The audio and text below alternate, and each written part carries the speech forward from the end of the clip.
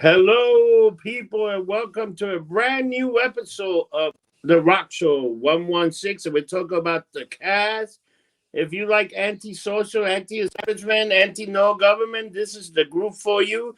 And today I'd like to introduce those with the man with the knowledge, the guy that can tell you what's going on with these people. Rocker Mike. Rocker Mike, take over, baby. This is your show. Hello, everybody. Welcome to another Rockshow podcast. We're going to be talking about the band Crass today. Okay, Crass. Very good band. Crass. Yes. Very. Punk rock when it started in the '70s in England was always political. Starting with the Clash and other bands that talked about Sex Pistols, talked about what was going on in society at that time. It was different than the scene over here in New York or in LA. Very different. Okay. But these guys took it a whole different step. Oh yes, no. They took what the Clash was trying to do, and just like turned it upside down into something totally different. Basically, they were anarchists. Okay, and in those days, in the late '70s, early '80s in England, punk rock, as it got closer to the '80s, started to fracture off into different kind of subgenres. And one of the subgenres was the anarcho-punk movement. And they basically started that. Okay, them and a couple other bands that used to play with them. And the media at the time, you remember Margaret Thatcher? Yeah. Okay, the prime minister. The media at the time, what they did was kind of very similar to what you're seeing now in America. They divided everybody in England. And people, I think it's worse here, but that's a whole other topic. But I think that people basically took sides. They said, okay, we're going to be socialists or we're going to be Nazis. Okay. And you had people at crash shows that were from both sides. And then you had people down the middle that were not for either. So it led to some real crazy shows. They were talking about getting attacked on stage and all kind of crazy shit. They did. There were riots. There were all kinds of things that happened. The interesting thing is they never made a dime. Yeah, even the merchandise, man. They had that shirt. They showed Beckham wearing that shirt with the clock. Dude, they didn't make a dime on merchandise. These guys okay. Actually, yeah, I'll go into what the logo is. It's not a clock. It's a mix of a couple of different things. I'll go into it. But let me just jump in and we'll start talking about this band because it's really interesting. Now, they were an English punk band that formed in the Epping, Essex area of England in 1977. They promoted anarchism right off the bat, okay? And they believed it to be a political ideology. They believed it to be a way of life and basically a form of resistance against the government. But now, they were teaching people to sustain themselves, how to lift themselves, grow their own stuff, do all stuff. Yes. They had a 60s hippie mentality, almost like a commune. Not quite. Okay, they totally had a commune, Mike. Well, Penny Rimbaud, who we'll talk about, he didn't like calling it a commune, so I won't call it that. But it was more like a place that you could crash if you needed to crash. Yeah, you could stay for a couple of days, but you would have to work. But you would cook your food and all that stuff. But they didn't have like a collective. It wasn't about politics necessarily to be there. It was almost like if you were on the road, walking down the road to the next town. You wanted to come in for a few hours and hang out with them, you could. Okay. Yeah. Now, eventually, Crass, like I said, they popularized what became known as the anarcho-punk movement, which was a subculture of straight-ahead punk rock. It emphasized anarchy, but also animal rights, feminism, anti-fascism, and environmentalism. The band utilized what was called a DIY ethic, which is do-it-yourself, DIY. Do-it-yourself. Okay. To all of its albums were DIY. The sound collages they used to use on stage, the leaflets they would print up and hand out at shows, films they would use as backdrops. Yeah. They would play in front of a screen. I kind of love the one that they just reading something. There's music playing in the background, like the girl was reading. Whoever I thought Yeah, that was they used all kinds of performance art. I mean, poetry was a big thing.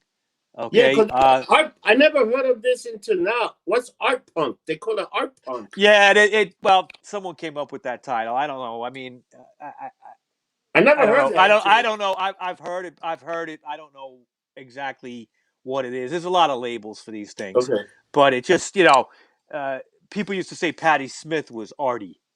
Oh, she was Okay, definitely, especially that one so song she's screaming out, and she's almost like the girl. He almost sounded like Patti Smith, the one that was talking, that's playing music in the background, and she yeah, just talking about issues. It's like, what the fuck? you're probably talking about Eve Libertine.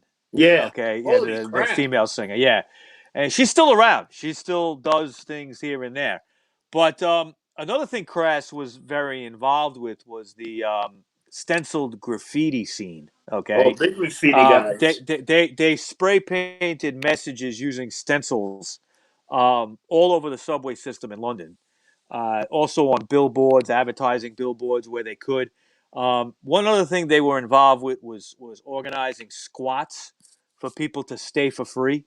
Okay, in locations that weren't being used, empty apartment buildings, things like that, empty clubs. They would turn into squats.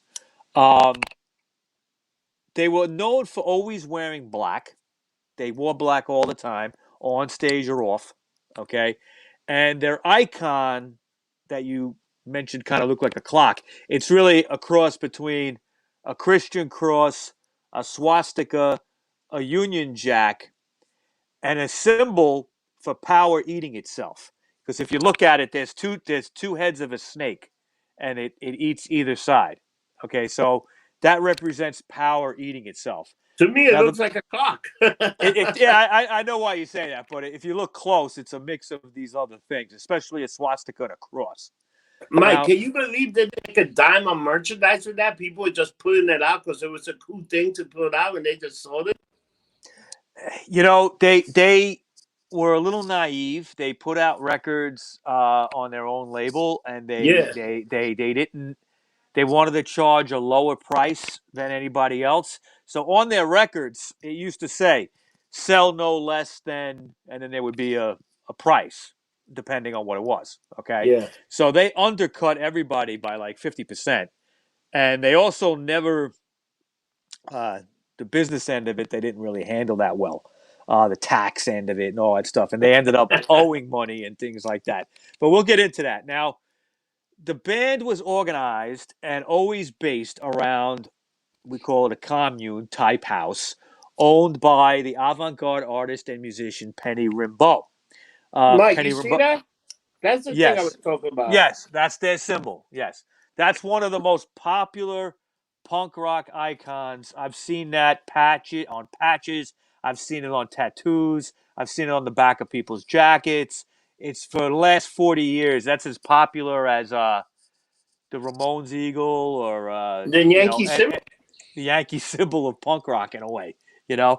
Um, Now, Penny Rimbaud it was the drummer to Crass, okay, but before Crass, he lived in Dial House, which was the 16th century cottage that was this kind of commune, okay. Basically, it was a rural area called Epping in the Essex area of England. It was really more of an open house than a commune. But Dial House was a place where passers-by could come in, stay for as long as they wanted, uh, as long as they had some strict rules. Um, they didn't allow any serious drug taking.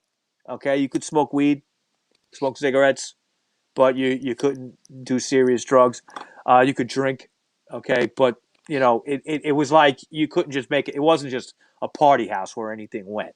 Yeah. But you were allowed to come in. The door was unlocked, and as the band got more popular, fans would make their way there, and they hung out with them.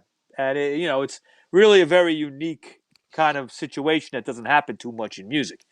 Um, Penny Rimbaud was previously in a performance art group called Exit, and he was involved in the early '70s in the Stonehenge Free Festival shows. This is before punk. Okay. He was also a writer, a poet. He was working on something in the mid 70s called Reality Asylum.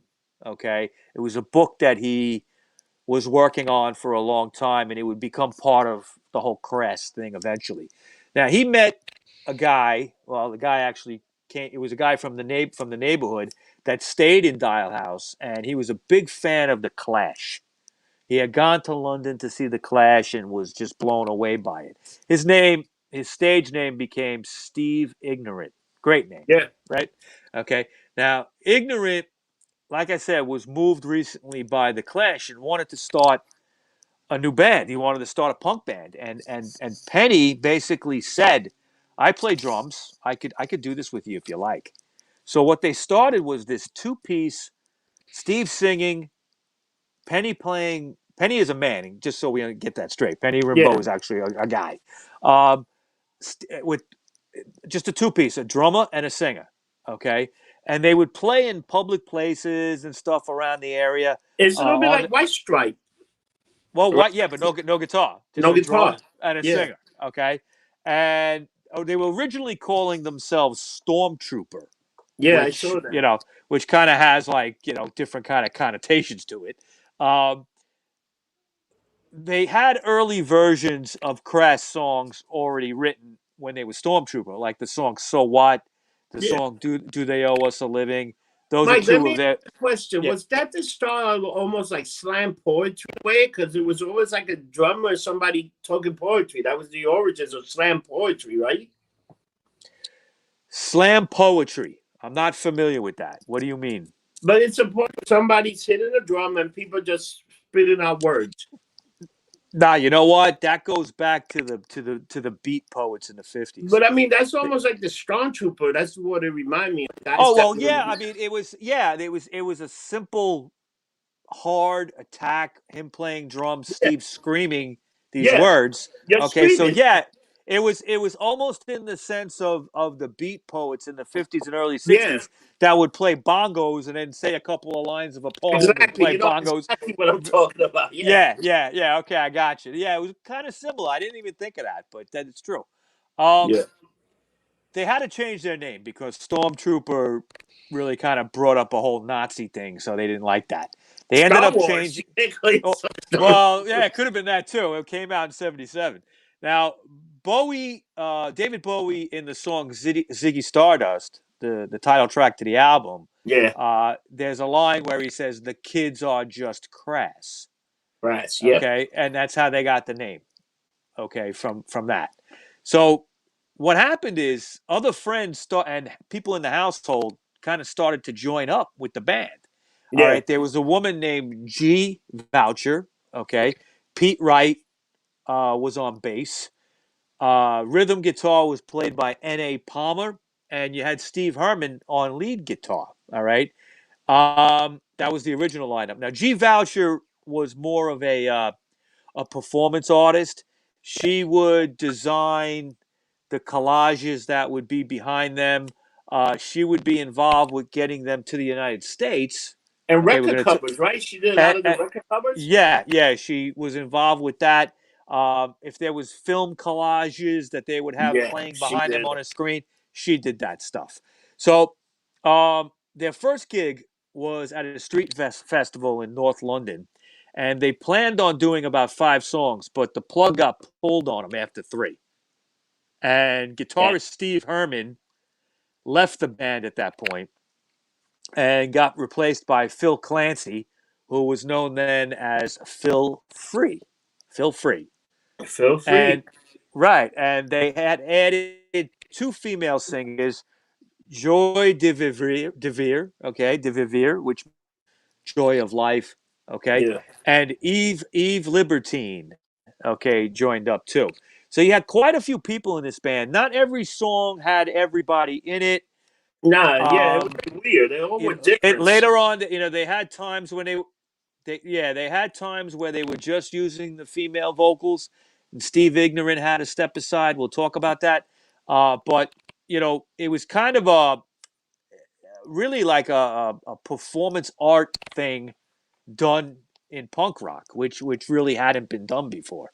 Now, in the summer of '77, through American connections that G Voucher had, the band played 4 gigs in New York City. They played 2 gigs in the East Village Puerto Rican Club and also in the East Village Polish Club. Okay, probably I'm trying to wonder if that was like on Second Avenue, maybe. I think the Like when, Puerto Rican place is on the Bowery. That's a place that's been there forever. That Puerto Rican. yeah, that might be that. The Polish club might be on Second Avenue. I'm thinking by the Yeah. Ukrainian club somewhere over there. Um, but they didn't play CBGBs, believe it or not, and they were very excited to come to New York. They didn't get a gig at CBGBs, but they hung out there one night, and they were actually disgusted as to how it looked. They couldn't believe like the Ramones and stuff came out of there. It's such a shithole, you know.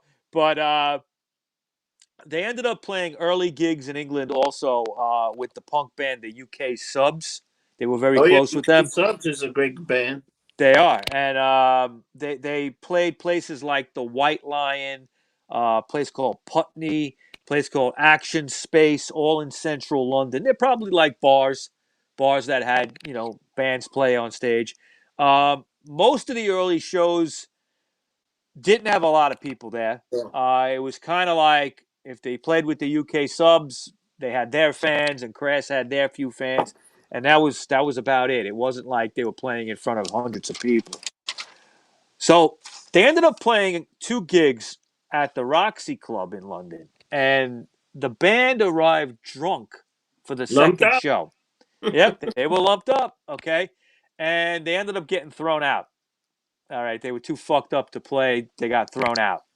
So this inspired the song "Banned from the Roxy."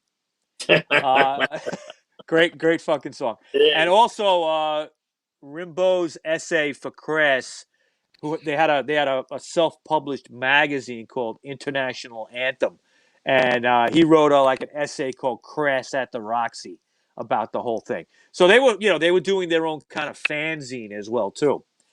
And after this incident, the band started to take themselves seriously. There was no more getting lumped up before shows. They might have a couple of drinks, but they would avoid alcohol for the most part. They didn't smoke weed at all anymore before the shows. They also adopted wearing the all-black attire that they got from military surplus stores, Army, Navy stores, stuff like that. Mike, And I hate to tell you, but these guys will be like the Black Lives Matter right now. Those activists, they will be Antifa. These guys, technically, in a way. I've been thinking about that, okay, and I don't know because I feel like they This is didn't want to be Antifa. This is part. totally Antifa, dude. Give me a break. This is No, Antifa. I call but it no, what. let me look. I hear you because of the black and wearing Yeah. that stuff. No, you're right. The look is the same, okay, and that could be a very intimidating look, and that's why groups like Antifa do it. I don't think Crass wanted to look intimidating. I think they wanted to look the way they wanted to look. I don't think it was like I want to go out and scare people and be militant. They had a policy that they believed that they wanted to put out there, but Yeah. it was peaceful. It It was was peaceful. peaceful. All right, so it wasn't about bashing heads and fighting people and anarchy in that sense. I think what they believed in, especially Penny, uh, maybe Eve Libertine as well, is kind of like a personal anarchy. This is just my opinion. All right, just from what I get, from what I knew of them back in the day, and I But he used to was read anti-establishment, 100% anti-establishment. anti-establishment, but like in a sense that no, we don't need anything. We could take care of ourselves. Yeah. Almost a libertarian kind of mentality, which I can relate to. Self-preservation, almost. Kind of. Now, just get off topic for 1 second. I first heard about this band in the '80s. There used to be a magazine called Maximum Rock and Roll, and it Yeah. was a punk magazine. It was almost like a newspaper. It was black and white, and it came out once a month. And I used to, make my way over to Tower Records on 4th Street and buy it, or sometimes over at See and Hear on 6th Street. Remember that magazine store? They always had it, and it would cost like I think it was like $2. It was cheap, Yeah. and they were really the only way that you could find out about this band. They were the Yeah. most mysterious band at the time, and I knew people. I kind of flirted with the whole anarcho-punk thing in the late '80s, mid to late '80s when I was like 17, 18. Um, I was attracted to it. There were bands in the New York City area that were down with what Crass was doing. Crass had actually already broken up, okay, but they were fans and they were trying to keep it going. Will There you was a think band. Bad Brains were a fan of them? No, no. Bad No, Brains were Bad Brains were Rastafari. that's what I mean. Like, but they were also kind of anti-establishment. They They, didn't they might have they might have been fans, but they weren't promoting the same thing. promote the There same there thing. there But there when was a you look at couple the of. drawing with the lightning hitting the, it's like Well, almost, yeah, that's anti-establishment too. I mean, they yeah, might have that's what I related. They mean. might have related to Crass on some level, but Yeah. they were mostly about promoting Rasta. Okay, Yes. but there were some bands in the New York City area that were part of the so-called peace punk movement, and I kind of flirted with this in my late teens. I knew some people into it. I went to a few shows. There was a band called Nausea, and there was a band called Apple, and it was spelled A.P.P.L.E. And Wow. it stood for something. It was like anarcho peace punk kind of thing. I forget what it stood for, but this was part of a peace punk movement that was in the city. These guys, they put out their own albums. They didn't make any money. It was all like a hippie punk kind of movement. Now, but what I didn't like about it is it was really more about they didn't have any. For me, they didn't have the solutions that I was looking for. So I flirted with it, but I liked the music, but I didn't get into the whole scene too much. Yeah. Okay. I wanted to, but I could never go all the way because it just didn't make sense because these people were kind of like stupid. Really. They really were. Okay. But anyway, I'm glad let's you get agree back with to me with that. let's That's get what I can say. let's They get were back to stupid. we'll get back to Crass. Now, Penny Rimbaud's friend, a guy named David King, would soon design the logo, the famous Crass logo you just showed. Yeah. It was a combination of the Christian cross, the swastika, the Union Jack, and a two-headed serpent called Ouroboros, okay, which represents power eating itself.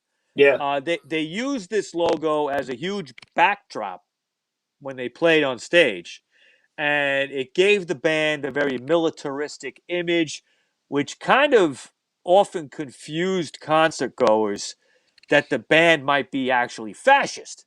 Yeah. Okay, because they had a militaristic look, but they were the opposite of that. The reputation for being fascists would kind of plague them for their career.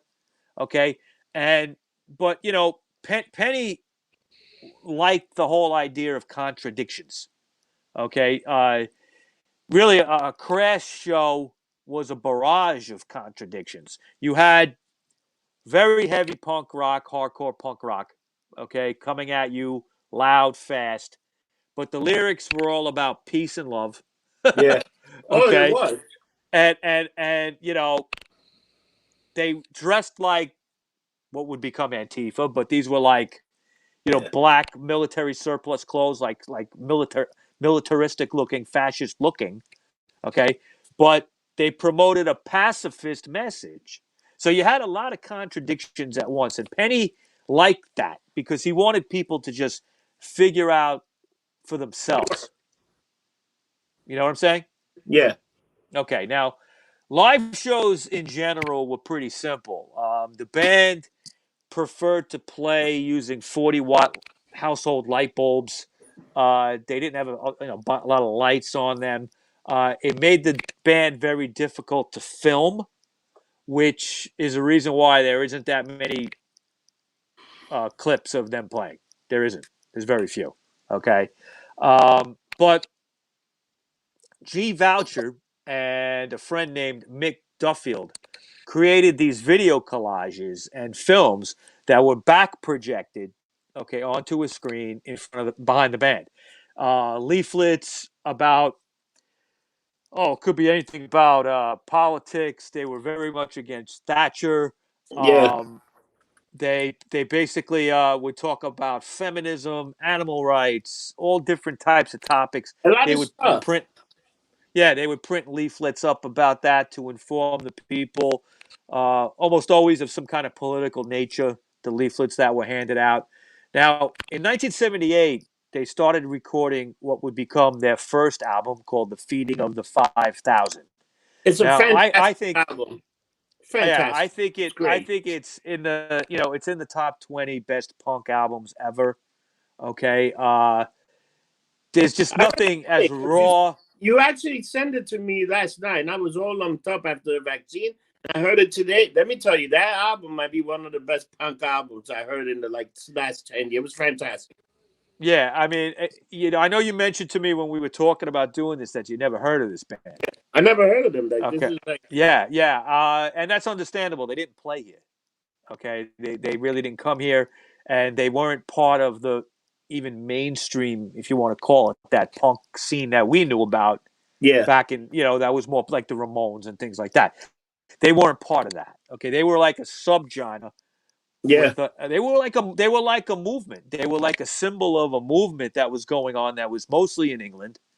But you know, I think this album is even like some of the stuff they talk about It's incredible. applies to today. Yeah, it's Even fast. still It's applies to quick. today. Yeah. Yeah. Now it was an 18 track, 12-inch, like a record, but you played it on 45. I thought that Okay, was when you amazing too. That whole explanation that it was that was incredible that they did that. yeah, well they put it out on a label called Small Wonder.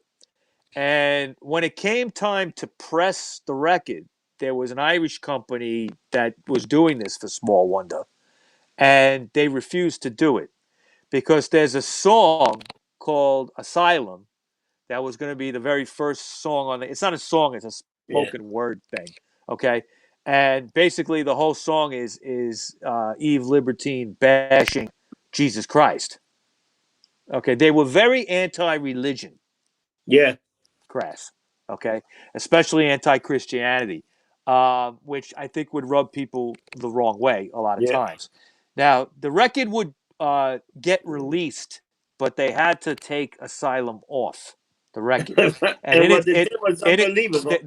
yeah, they put in its place a 2-minute recording of nothing, So and the it was sounds of called the the, freedom of sa- speech. the sound of free speech. The sound of free speech. It's Right. amazing. So that's great. Okay. And this incident prompted Crass to kind of go out and start their own label, which they did, called Crass Records. And it allowed them to retain any content control of any of the material that they wanted to put out. So soon after, an extended version of the song Asylum, renamed Reality Asylum, was released as a 7-inch single, and Crass would be investigated by the police due to the lyrics, okay, the words of the song. Now, the band got interviewed at their house, the cottage, Dial House, okay, where they all lived, Yeah. and they were interviewed by Scotland Yard. That's how serious it was, Yeah, okay? that's very serious. Yeah, at the Scotland Yard Vice Squad, okay? And they were threatened with prosecution, but it never happened. It was just a lot of talk, okay? Yeah, it was dropped. The So, case was dropped. yeah, it ended up being dropped. Now, the single Reality Asylum only cost fans 45 pence, okay? Which is not a lot of money. Most singles were 90. were about 90 pence. And that's that right. That started their pay no more than policy, like I described before. Like it would say, pay no more than this. Okay. So the band, however, when they did this, they didn't factor in the value added taxes and stuff that are in Europe that you have to add in. And they ended up losing money on every copy that was sold. Okay. Yeah. And a year later, in 1979, Crass Records released a new pressing of The Feeding of the 5,000 with the subtitle The Second Sitting.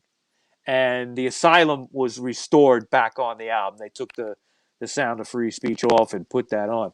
So in '79, they also released the album Stations of the Crass, which Yeah. was actually financed by the Poison Girls, a band they regularly played with.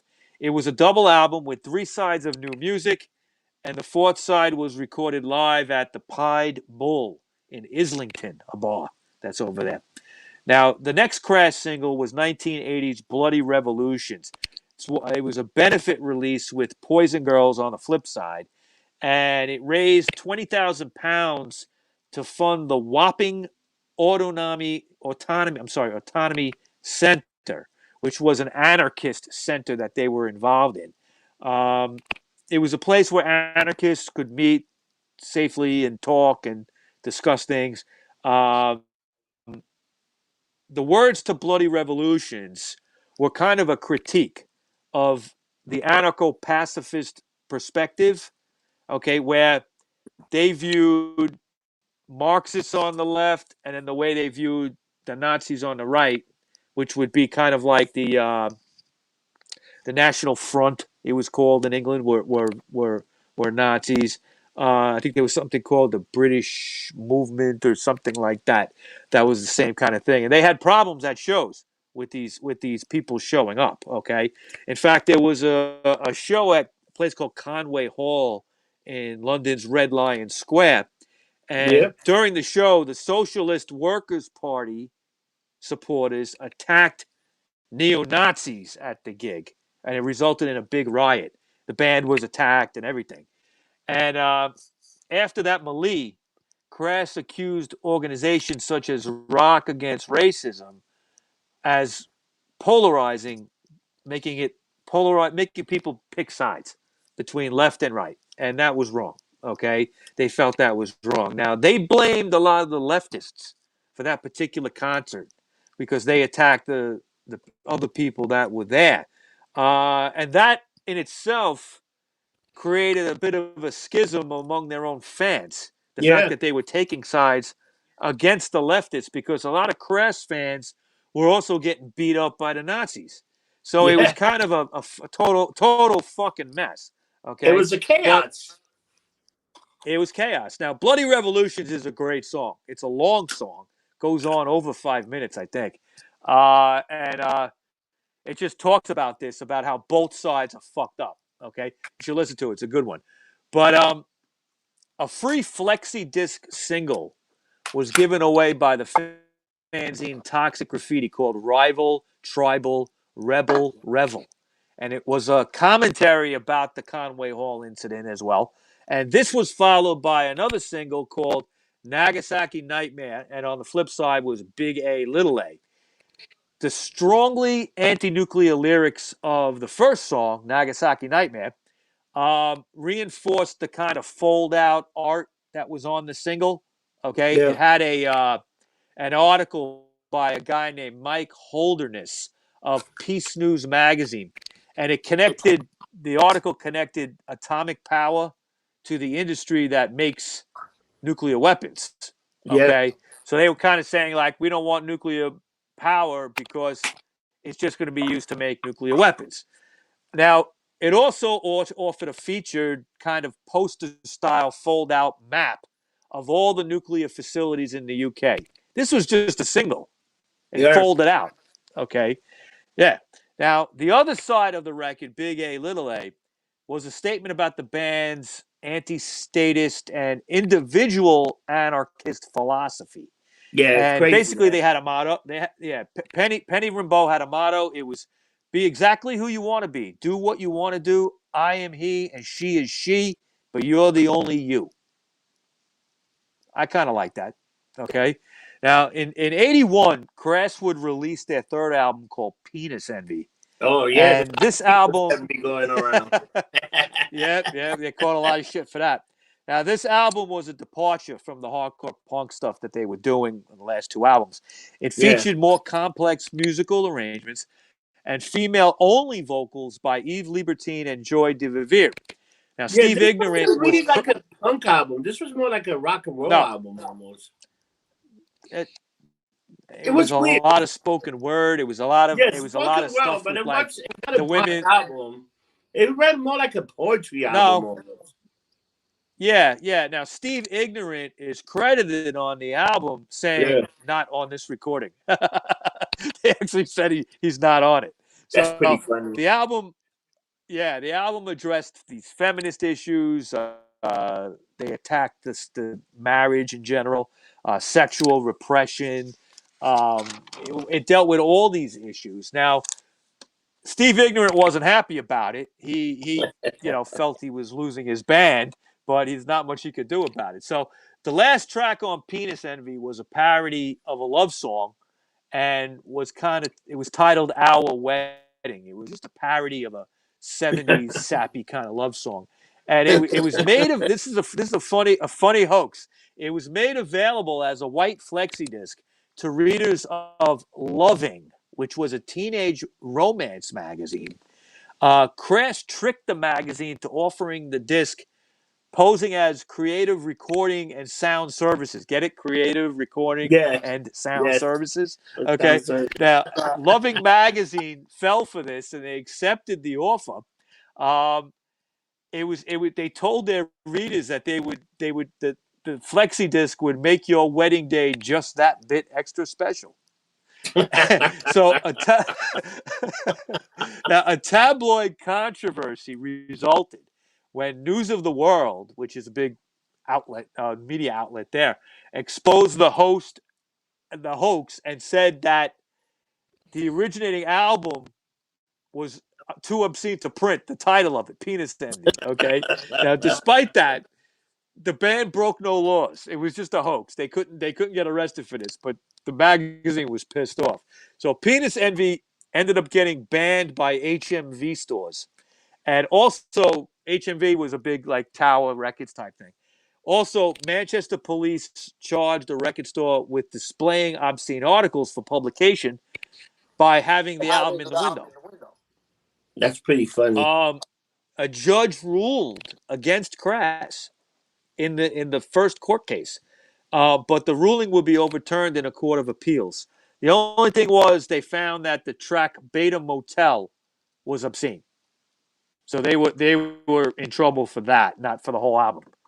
The band's fourth LP, 1982's double set called Christ the Album, took almost a year to record. And what happened was there was a lot of infighting going on in the band and the direction they were going.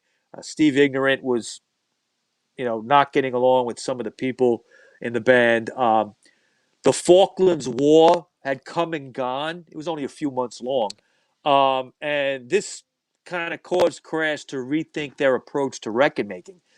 They were kind of like behind the times almost, like so many things that happened in that year that they were making Yeah, this album that they felt by the time it came out, everything was kind of redundant, like it already yeah, had it was happened. done. There's no need to do Okay. it. Yeah, yeah, but that was a problem with this album. It's a good album, but the Falklands War and then the riots that were happening in Bristol and Brixton already happened. So, they were embarrassed by the fact that they didn't get this out in time. Now, afterwards, any subsequent Crash releases, such as How Does It Feel to Be the Mother of 1,000 Dead, and Sleep Farming in the Falklands, and the next album called Yes Sir I Will, they kind of saw the band go to a back to the basics kind of thing and Yeah, issue specific kind of tactical responses to anything going on. Okay, if something came on they didn't like it, they had a song for it. Okay, yep. now they would anonymously produce 20,000 copies of a flexi disc live recording of the song Sheep Farming in the Falklands, of which copies were inserted randomly into the sleeves of other artists' records. Okay, what they did is they had connections at Rough Trade Records, which was a distribution company, The and album is they were sticking these flexi discs in to like a fucking Led Zeppelin record or any whatever, album. just throw it Yeah, in there. Okay, anything, yeah.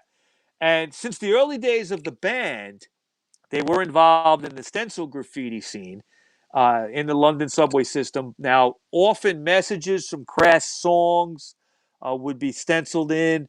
They also like I said before, they were involved with a lot of like squat arranging.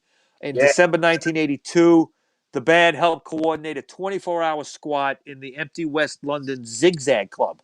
They were also involved with Greenpeace in 1983 and 1984. And some of these Greenpeace rallies kind of foreshadow what we see today at Yeah. anti-globalist rallies. Okay, very similar. Um, for the last 2 years of its existence, Crass became a band divided. The original idea of peace and nonviolence, the band promoted that. It kind of fell away to a belief of maybe more violent ideas, but only to some band members. About half the band, by the time the Falklands War and the ensuing riots in Brixton and other neighborhoods in London, caused some members to feel violence was necessary. Now, Penny Rimbaud still believed in peace, and the next release under the Crass name was called Acts of Love. And it was an album of classical music settings with 50 poems, all written by Rimbaud. Steve Ignorant didn't sing on this album, and they used Yves Libertine mostly. Another Crass hoax at that time was known as Thatchergate, and Yep. it was a recording of an apparently overheard conversation between Ronald Reagan and Margaret Thatcher. And the way they edited it is they made it appear that Reagan and Thatcher were having a telephone conversation, and pieces of the two world leaders' real voices were used. Okay, and they made it look like they were talking about the sinking of the ship, the Sheffield. Okay, Yep. during the Falklands War, the Argentinians sunk one of their ships, Yeah. and 1,000 people died. That's why you have that song. How does it feel to be the mother of 1,000 dead? Yep. Okay. They also supposedly in the conversation said that Europe would be the target for nuclear weapons in the event of a World War III situation with the Soviet Union. It was a hoax. They used pieces of the voices to come up with this conversation. So copies were leaked to the press of these tapes during the 1983 general election in England. And the U.S. State Department and the British government actually blamed the KGB. They thought the KGB was Yeah. behind this, and it wasn't. And the tape was made anonymously to the newspaper, The Observer, Didn't the and The KGB Observer wind up talking managed to to the link it to band? Crass. Yeah. Didn't the KGB wind up talking to the band at one Yeah, I think I think point? somebody that might have been a KGB person spoke to the band, but that it wasn't arranged by the KGB. Crass did this. Okay, now uh, previously classified documents that have now been made public since 2014. Okay, yeah. revealed that Thatcher herself was personally aware of the tape, and that Crass was sometimes talked about in her cabinet. That's how seriously they were taking this. So Yeah. they always said, Crass always said, that they would break up in the Orwellian year of 1984. But when the year came, there were a lot of difficulties within the band that made the breakup not go so easily. The single, How Does It Feel to Be the Mother of 1,500 Dead, was brought up under obscenity charges. And the Yep. band, who had a lot to say, felt that they were being silenced by the dark powers that they were protesting against. So the band also had incurred heavy legal expenses for the penis envy prosecution, and combined with basically exhaustion and band tensions, they were all living together. Everything kind of took its toll. And on July 7th, 1984, the band played a gig for striking miners at the Aberdare in Wales. On the return trip, guitarist N.A. Palmer left the band. And then the band pretty much split up right after that. The group's final release as Crass was called The 10 Notes on a Summer's Day. And it was a 12-inch single release in 1986. Crass Records closed for good in 1992. Its final release was called Christ's Reality Asylum, and it was a 90-minute cassette of Penny Rimbaud reading the essay he had written in 1977 that gave him the impetus to form Crass. Wow. Now, over the years since then, most of the Crass catalog's been re-released and remastered. It sounds better now than it ever did back in the 70s and early 80s. But the band has never reunited. In November 2007, Steve Ignorant performed the whole album, The Feeding of the 5,000, live at a place called Shepherd's Bush Empire, a club. Okay, Wow. and he used selected guests to come up on stage. Nobody from Crass was involved. Initially, Penny Rimbaud was not going to let him do this. He was going to sue, but he let him do it. He said he felt like Steve had a right to do it, even though he hadn't written all these songs. But he felt he had a right to do it, even though it was kind of like against the Yeah, I Crass guess. Yeah. ethics. Okay, so he let him do it. But in 2011, Steve Ignorant went on an international tour entitled The Last Supper, and he performed Crass material for a tour that ended on November 19th at the same club as before, Shepherd's Bush Empire. And Penny Rimbaud joined him on stage that night. He played drums, and they did a few songs like "Do They Owe Us a Living," just like they did it when they were called Stormtrooper, where it was drums and vocals. So everything kind of went full Full circle circle. 34 years later, right? Yeah. And that's the story. That's incredible.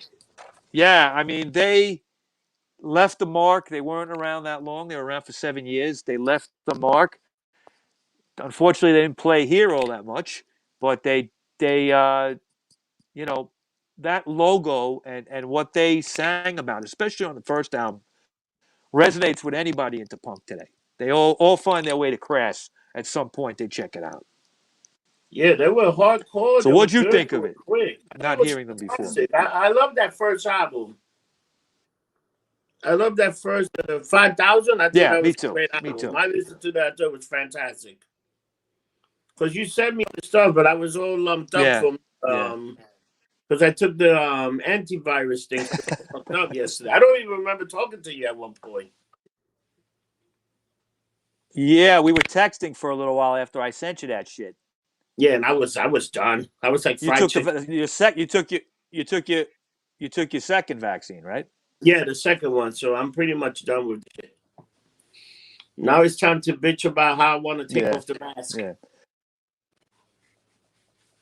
yeah, yeah. So next week we're going to be talking about Eric Burden and the Animals, Ooh, that's the gonna great be good. '60s band. Great, interesting story. Everybody knows them for House of the Rising Sun and We Great Got to Get song. Out of This Place and Don't Let Me Be Misunderstood. But there's a great story with them. Eric Burden is for me, he's one of the greatest vocalists of the '60s. It'll be a good show. We've got Curtis Mayfield coming up the week after that.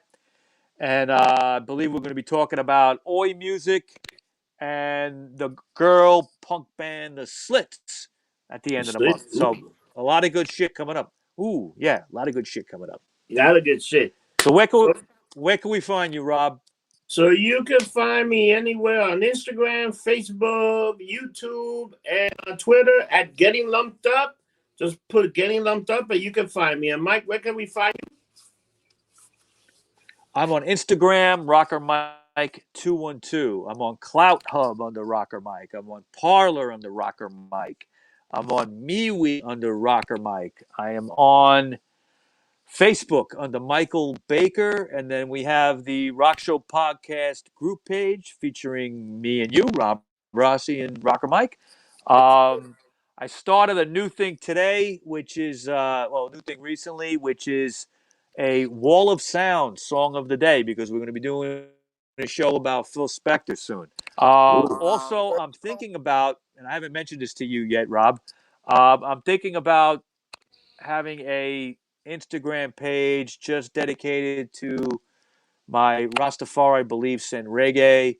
It's going to be called Rocker Mike 212 Ja, and I'm Oh, going to be that's starting good. that soon.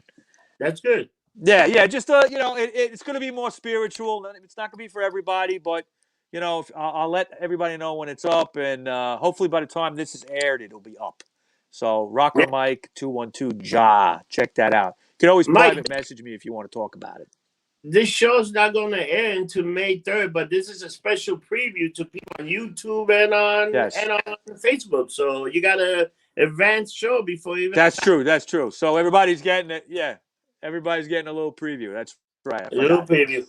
And for that, guys, we'll see you next week. And remember, don't get drunk, get lumped up, and we'll see you next week.